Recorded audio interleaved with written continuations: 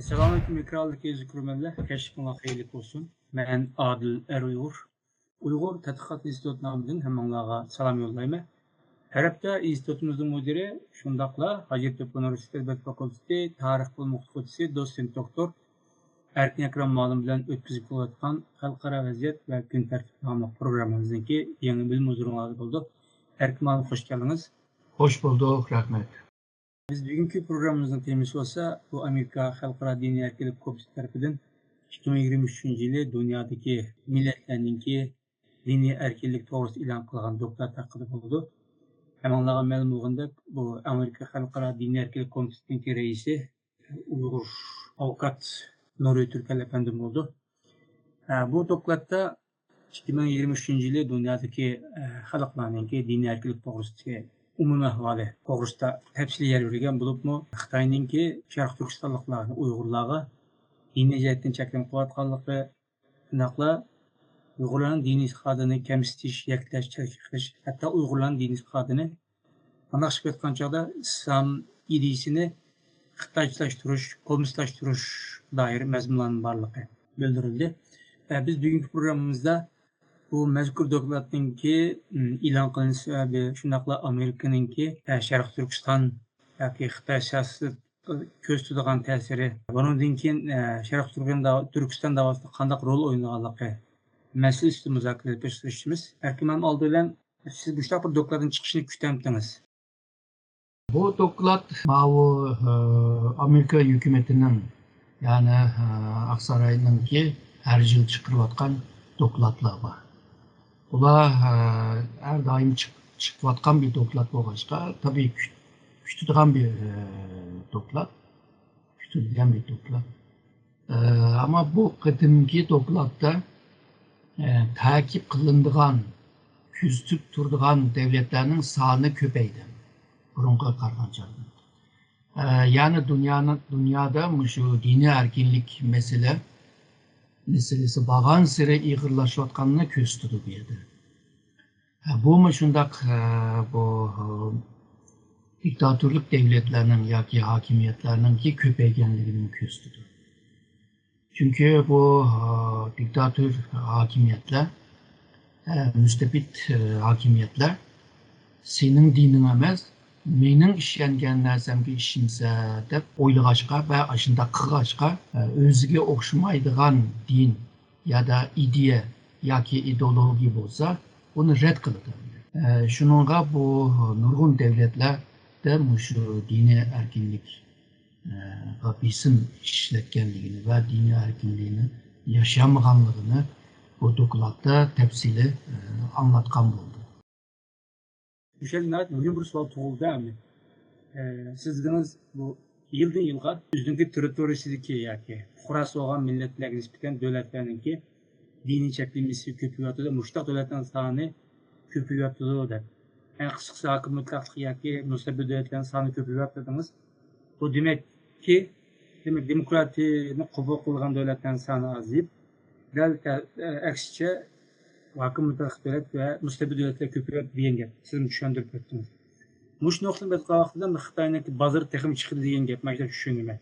Hali xalqaro Birlashgan Davlatlar Tashkilotidagi bu ovozni berish paltomisi yoki Xitoyning ta'sir nuqsani bo'lmasin, uzlar o'xshash o'ylaydigan mustabid yoki hokimiyat davlati ko'payishi Xitoy uchun tepilmas bir fursat deb qaraldi. Bu ahvol albatta bizningki xalqaro Sharq Turkiston davosida salbiy ta'sirlarni etkildi.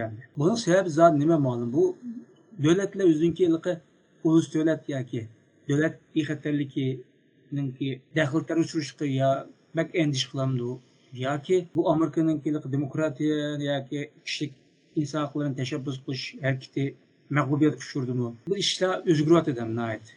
Siz bunu kandak düşünürsünüz? Birincisi ben degende siyasi cihette yani başka dinde işlenmey, mangı işlen, başka tanrıya çokunmay, mangı çokun deydiğim bir düşüncesi var. Yani düşünce boğan kim bunu icraat kılı demdi. İkincisi bu devletteki havipsizlik meselesi. Yani farklı bir dinde boğanın kim bu ulus devletinin ki merkeziyetçi güçüne acizlaştırdı. Çünkü özününki dininin itikatıga karab yaşaydigan gap. Bu biraz bolsa siyasi tarafı buludu, örf adet tarafı buludu, dini ibadetleri buludu. Misalga deyli, o iki çoğun dini bayram var. Bu bayramda bu dinge işleyen yani Müslüman boğanlar tabii ki bu Ramazan bayramını 3 gün kutlaşını isteydi. Ama Xitoydagi devlet onunla bir gün tatil belgiledi.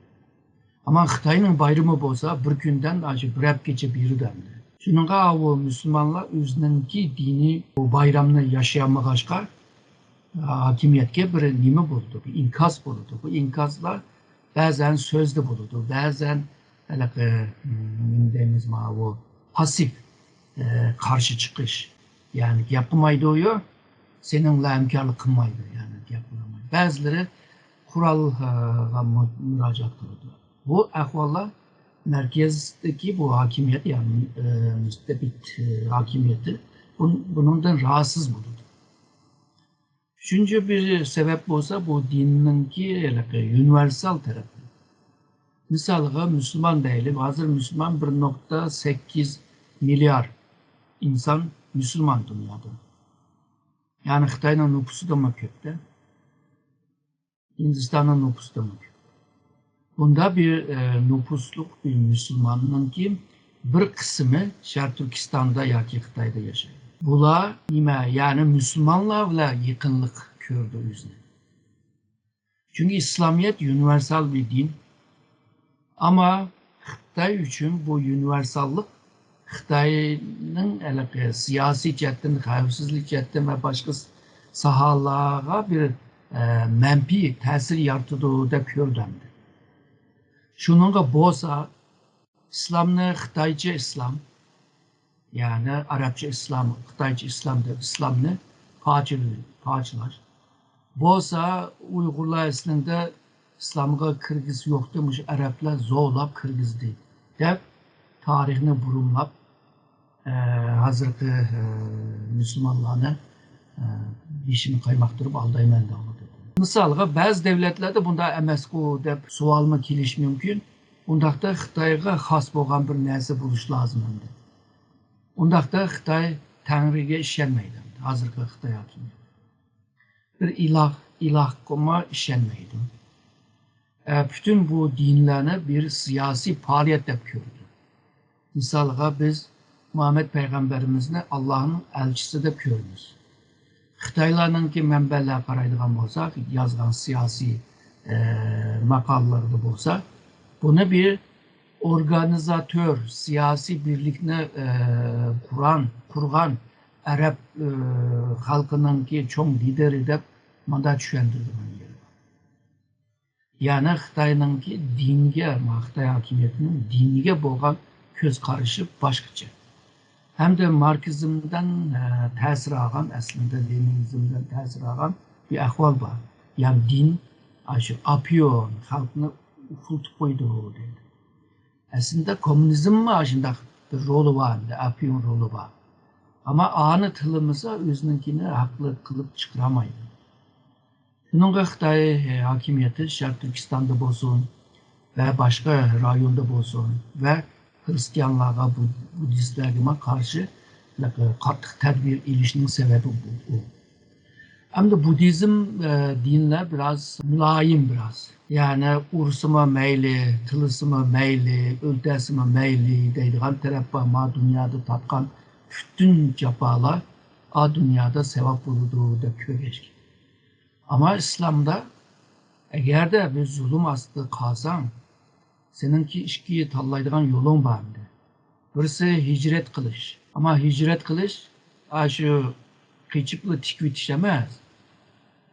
Kaytış için bir hicret.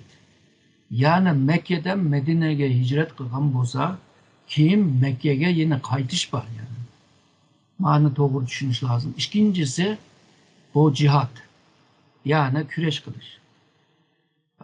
Ben davatkan cihat hazırki Xitayning düşendirgen din mukaddes dini uruş manada demeyotim. Yani İmam Buhari'ninki hadis kitaplarındaki düşendirişiyle davatım. Yani bizim aslında zulüm aslında kalgan ki Müslümanlar baş kaldırış lazım, küreş kılış lazım. Allah'ın yaratkan bendinin Allah tarafından berilgen nimetinin ki en çoğunun birisi hem de hür.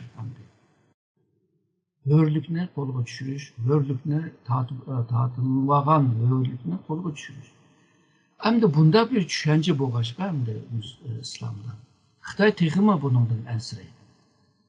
Şununla bu Müslümanların ki cihadını bunu terörizmle bağlap kılışıma muşu sebepti. Yani Xitay hem tarihi enine yani siyasi cetteki bu siyasi medeniyetlerimiz o siyasal kültür.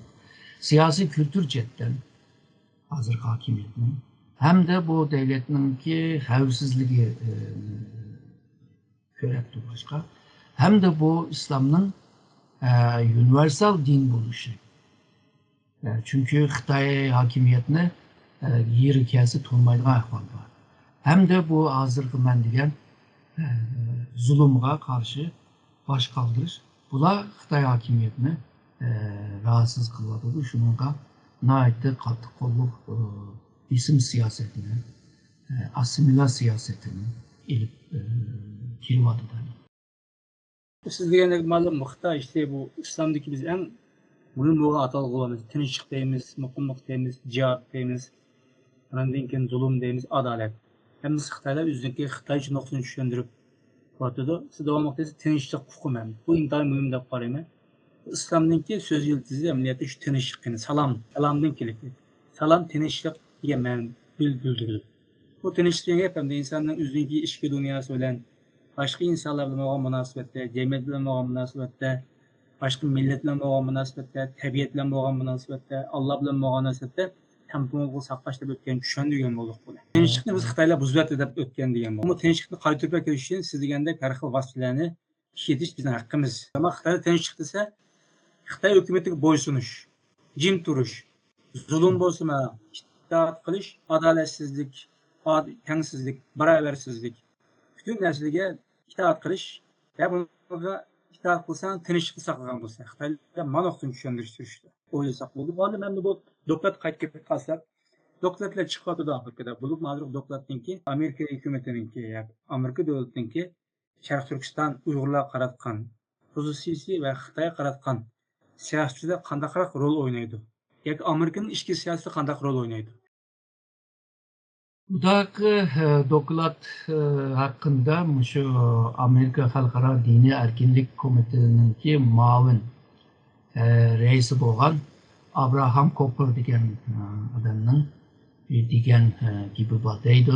Bu doklatdagi Turkiston bilan munosabatli, yani dini erkinligi bilan munosabatli doklatni ko'rganligim dahshatga tushgan, ya'ni qattiq dahshat bo'lganligini ve Xitoyning Uyg'ur Müslümanlarga karşı dini bisimden başka bir yerde ırkı kırgınçılıkla ilip beriyordu.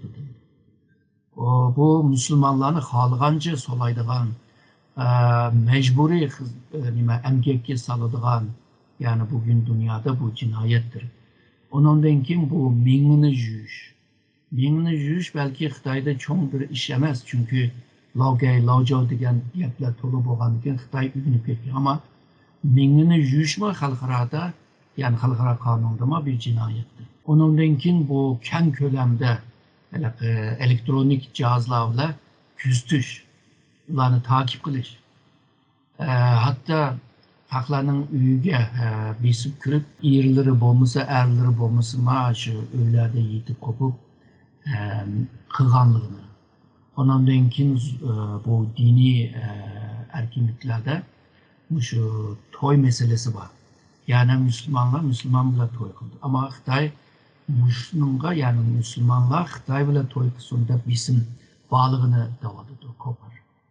Ondan keyin tug'um kontrolini qilamiz deb ondan keyin tug'maslik holiga ekib qo'yish. Bu inson haqlariga xilof endi. Bu xalqaro qonunda jinoyat endi bu. Çünkü balo tug'ush onunki erkinligi. Mecbur balını düşürürdü. Çünkü malum bir aydın kim can kırgan bir balığını düşürürdü ve onu öldürürdü. biz Müslümanlar qarğan çağda bu mu bir günah. Ama Xitaylar muşlarını hemini kıldı deydi. Bununla qarab bugünkü 21. əsrdə Xitayda ilib bağlan bundaq bir dəhşət siyasetini görüp heyran kaldık deydi. Şununla bu Şərq Türkistan'daki bağ vakalarını normal tıl bile anlasıma dünya heyran kaldı. Hem de bunda bir peyde Amerika kandak kılıdı bu mesele gidigen çağda hem de. Amerika çokum bu Xitay bile boğan münasibetlerde, xıl katlamda, xıl fırsatlarda belki bu Şərq Türkistan'daki dini biçimini değiş mümkün. Ama buna bir dini erkinliğe karşı bir siyasetini oturup koyuşu biraz kıyın. Bunun sebebi hem de Garip devletler 1616'da 1646'lıca bu Avrupa'da yine dinin ıslahatı da koyuyla din ceddeki bir yenilik kılışıyla bir protestan diyen bir grup çıktı. Bu grupka bu meyle Ortodoks olsun, meyle bu orijinal bu Hristiyanlık olsun hepsi karşı çıktı ve bir yerde cenk çıktı. Bu cenkte nurgun adam öldü. Milyon adamlar öldü. Bununla qarab anamdan kim Westfalia'da bir kilişim kıldı. Germaniyanın ki Westfalia diye rayonda. Bu kilişimde bunun din öz aldığa, siyaset öz aldığa buluduğu. Onun ki terapiyatta hem de Garip'te. Yani dinini bir siyasetke aylandırıp ve onu bir vasıta kılıp halklarga bisim işiltiş ya ki başka devletke bisim işiltişini doğru körmeydi. Ve dininin devlet tarafından kontrol kılıp ya andak ya mandak kılışını doğru körmeydi. Şununla dini meselelerine hükümet emez NGO degendek teşkilatlar ve devletinin ki yardımını elevatkanlar şimdi teşkilatlar bular anamdan kim bunu çıkarak köngül bölüdü. Çünkü dini erkinlik mi şu insan haklarının ki terkimidir. Dini erkinlik hakkında Birleşken Devletler Teşkilatı'nda bazı kilişimler var, bazı kanunlar var. Bununla hürmet kılış doğru geldi. Şununla nurgun devletlerde asas kanunun ki bir yerinde çokum bunu yazıdan. Dini erkinliği bağ. Yani din geçişmiş ve dinden ayrılış hakkı buluduğu da Xitay bana bir cümlenin kıtıp koydum. Şununla bu insan hakları nokta nezerden Amerika, Xitay'a bu Şərq Türkistan meselesini değdiyor ama dini meselesinde bir kanun ya ki bir siyasetini belirleş şu yakın bir zamanda bulmaydı da oylayın. Belki Xitay ile Amerika'nın arasında uruş cidal çıkıttı değil. Belki aslında bir peyde buluş mümkün. Yani onu öyle hazırki prensip noktasına verse, şarayet belgeleydi bu işlerini. Şarayet kastasın, bezelik kastasın. Ondaqda Amerika'da çıkan oldu. Amerika'nın ki Xitay'a qaratkan siyasette qanday rol oynaganligini. Ya ko'zlagan ta'sirini deb o'tgan bo'ldingiz. Endi biz Şərq Türkistan'a qilish üstümüzden çünkü bunu qanday foydalanırız? Çünkü siz davamlıq deyilsiz. Bizim davanın 3 basqıçı var. Birinci basqıç tamamlandı. İkinci basqıçta bu kanunlar arkalı, kanun kuralı arkalı biz davayımızı şu turuşuq devletlerindeki siyasi təsir göstərici hüququmuz qoğdab qilish. Bu nəhayət mühim deb təkidləyirsiz. Davanın ikinci basqıçıda. Əməliyyatı bu dokladdan bizimki davanın ikinci basqıçıdaki mühim bir tərkibi kısmı deb oylayım. Ondaqda biz ya Avrupa'da olsun, ya Amerika'da olsun, ya Türkiye'de olsun, ya Arap devletleri, Müslüman devletleri, Malezya ve oxşar. Bu yerdə qanday faydalanırız? Və ya manda soray, Amerika çıxan bir dini münasibətli bir dokladını Müslüman devletleri qandarak pozitsiya tutdu? Müslüman dünyası mı şu devletinin ki menfaatiga qarab pozitsiya tutdu demdi. Bunu Endonezya, Malezya'da görüyordunuz bunu. Ve bugünkü Otur Şark'taki Müslümanlarda mı görüyordunuz? Otur Asya'dan Türkiye'ye geçe Türk Müslümanlarını mı görüyordunuz? Şununla bu hazırki ulus devletinin bir alaylığı şu, devletin menfaati hemen nimeden ala. Şununla devletin menfaatini de bazı dini meselelerden jirak durdu. Hem de bunda bir doklat çıkandan keyin 2 xil jihatdan, hatta 3 xil jihatdan 3 sahada bunu foydalanish lazım deb o'ylayman. Misolga birinchi saha bo'lsa Xitoyningki qonunlari. Misolga Xitoyningki asos qonuni 36-moddada Xitoy grajdanlar, yani Jungo grajdanlari dini erkinliği vaat edi, dini itikadı diniga ishonish erkinliği vaat edi. Onundan keyin devlet, hakimiyet dinlemeyi. Devlet bu normal dini faaliyetlerini qo'g'daydi deydi. Her kanda bir devletninki organları veya ki başka bu devletke bağlanmayan organlar ve kişiler her kanda bu grajdanın diniga ishonish ve dinin ibadetini yeriga ekilish yoki dinga ishonmamaslikka müdahale kılamaydı, aralışamaydı deydi. Bizim işiltemeydi deydi. Eğer de bizim işiltip kalsa bu hazırki asas kanunun 36. maddede xilaf olurdu. Hem de dinge işlenmeyenler, dinge işlengenlerine kemsitişme, bu mu bir günah olurdu, cinayet olurdu. Ama dinge işlengenler yani devletinki tüzümünü bozuş, grajdanınki sağ salametini bozuş, devletinki mağrip sistemini, tüzümünü bozuş degandek bunda işlerini kılıb olmaydı deydi. Hem de deydi, Xitoydaki dini erkinlik chet eldeki güçler taraftan faydalanılı olmaydı yoki ular taraftan yetekligili olmaydı deydi. Tamam. Hazırgacha degan gap so'zlarda bulukma birinchi moddaninki degan qismini hozir Amerikada chiqargan doklad bilan urib sog'li bo'ladi. Sen erkinlik bor dedin. Hem de buna kemsitish yok dedin. Hem de devlet qo'g'daydi dedin. Unda olsa bu dokladda ifade etken ben degan zulümler nima uchun bunlar chiqdi? Sen hakimiyet yani devlet emas hakimiyet. Meyli bu Ürümçi hakimiyet olsun, meyli Beijing hakimiyeti olsun. Hemmisi Xitoyningki asas kanunga xilaf kılıyordu. Cinayet işlıyordu.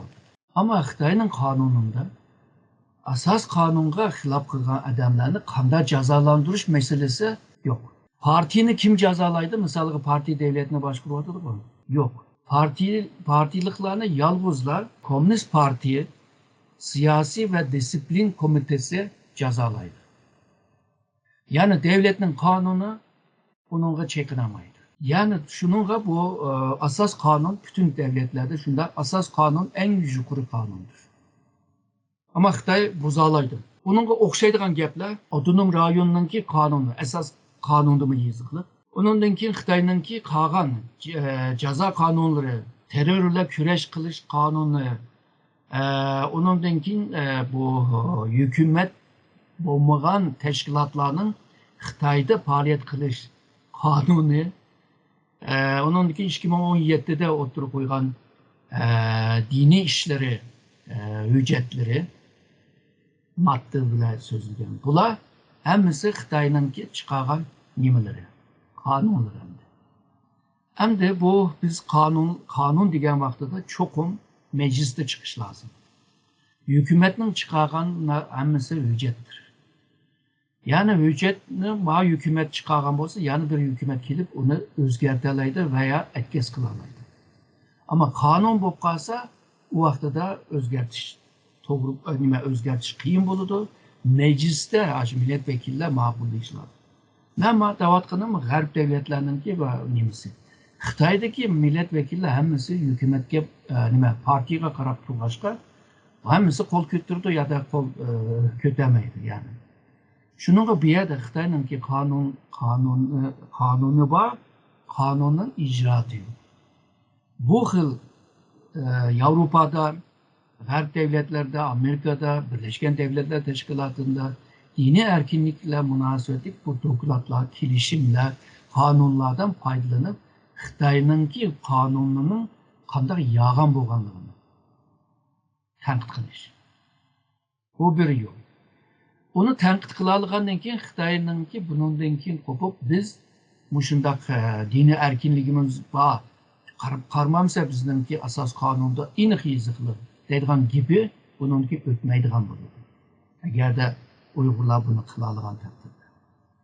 Xitoy qonun bilan birlikda yana Urumchi hukumatining, Urumchi majlisininki qurultayning chiqargan qonunlari bor. Yani dinni qanday yashash lozim, dinni qanday yashamamak lozim degandek. Ondan keyin g'ayrati nimalar shartlar bor. Misalga diniy va bog'langan yemek içmekler. Hozir misalga halal degan gapni yozilmaydigan bo'lib ketdi. Misalga bu bayramlar qanday qutlash lozim. Ama hozir misalga hozir o'tgan hafta ki bu Ramazan bayramda mana Sharq Turkistonda keng ko'lamda bir nima ko'ramadik.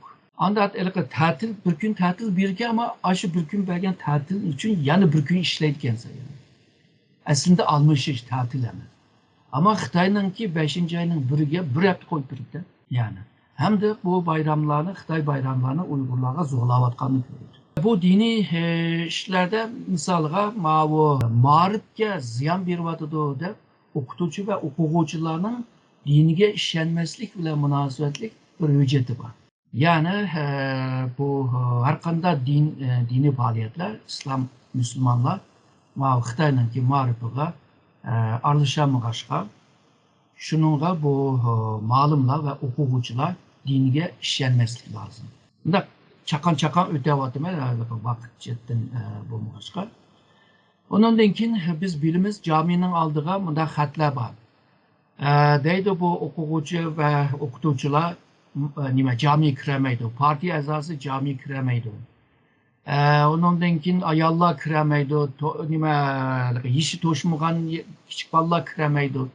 Degandek devletninki kadrları kiremaydi deydigan shartlar bor. Yani bu deganlari hammasi Xitoyningki asas qonunga xilof. Yani Urumchi hukumatining chiqargan bu din bilan munosabat, yani 10 necha nima bor, hujjat va qonun bor. Nima Urumchi hukumati chiqargan. Yani ko'pi %90'ı Xitoyningki asas qonunga xilof. Bazı maddeleri. Mushu chetdan yana bu Xitoyga qarshi nima qilg'ili bo'ladi. Misalga mushu diniy qonunsuz diniy faoliyatlar deydigan bir ufqum bor. Buni qanday faoliyatlar qonunsuz bo'ladi deganda Xitoy Urumchi hukumati va ularga bog'langan yerlik hukumatlar 23 xil bu shartlarni to'shqatsa hammasi shu nima bo'lganda diniy qonunsuz diniy. Onu az deb keyin 26 xil chiqadi. Yani g'ayrati narsa yomon jiq bu yerda. Yani bu o'zining qonuniga xilof bo'lgandek Sharq Turkiston musulmonlarningki normal yashayishga xilof bo'lyapti.